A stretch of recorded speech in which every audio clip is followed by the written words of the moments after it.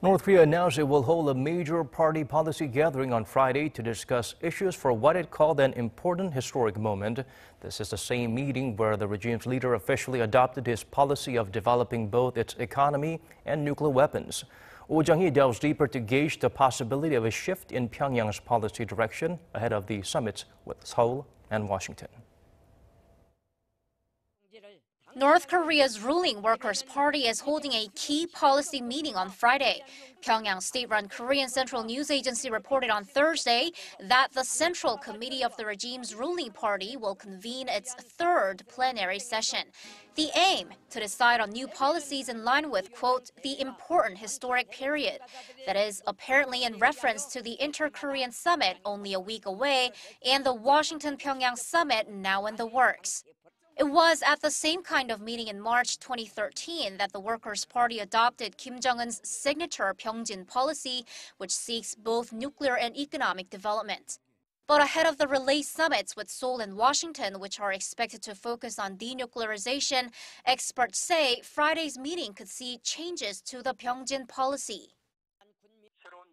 The new policy direction is expected to show Pyongyang's willingness to negotiate on denuclearization, to improve relations with Seoul, Washington, and Tokyo, and to peacefully coexist in the international community. That will raise Kim Jong-un's credibility and work to his advantage in the summit negotiations. Also possible is an official announcement of the Washington-Pyongyang summit, since recent developments may have given Kim Jong-un some confidence and assurance.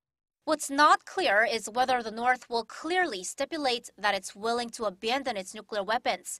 It might stress once again that the security of the regime has to be guaranteed first, or its willingness might be expressed in more subtle ways.